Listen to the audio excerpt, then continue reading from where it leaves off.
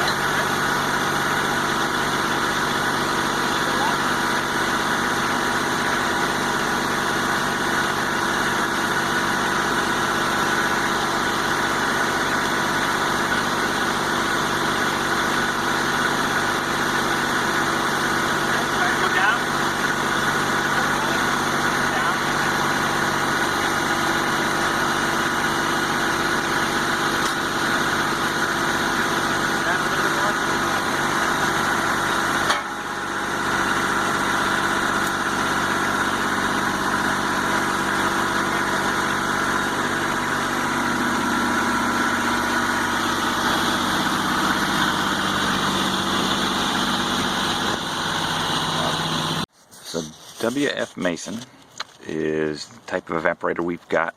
We picked it up, boy, I think it's coming up on 7 years. Just a standard setup. It's got a brick lined. I did take it down a little bit more again this year with the angle grinder, just to get a little bit more edge there. I've done this a couple of times to where I'll put a couple of extra bricks in the back just to try to force that the flow up to get up to the bottom of the pan. I don't know if it actually does anything. Helps, hurts. Totally a coin flip. What we'll end up with putting out here, though, is we do a temporary structure around it. Last year was the first time that we did a kind of a major one, to where we'll have a whole hut set up back here just to give it some cover, keep us out of the weather, keep the evaporator out of the weather. And it worked out really well. Maybe this will be the year that we get in the concrete slab and the more permanent type structure out here. Hopefully that's the case. But for now, for this year, again, we'll do the temporary one just to get up and going. Standard 3-bay pan. It's got a feeder box on the top that we'll put up there. It'll feed in, drip in the raw sap, and then again as it cooks down, it just comes up to our outlet valve, and we draw off from there. I typically will have to finish it on a propane, basically a turkey fryer type pan setup, so we'll get down most of the way here, then we'll finish it off with that. And then one year we also picked up a canning filter and spout. It seems kind of every year we kind of add one little piece to it. So one year we added that, and that's been a huge help. That was the expense for that year, is getting that filter can. Right now it's inside, but of course once we get the structure up, we'll do another little tour just to give you the sight on that and when we're actually doing it and in process. But for now, this is our setup. Sap is running.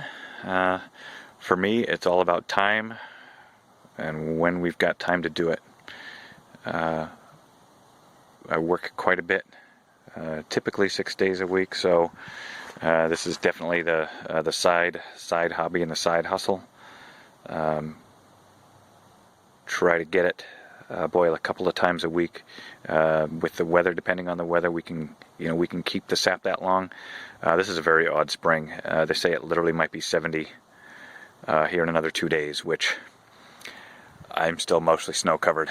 So 70, that's not going to do a lot for a standing tub of sap, but we'll see how it goes. Okay, and we'll keep you guys updated. Again, just some gorgeous, quiet New Hampshire woods.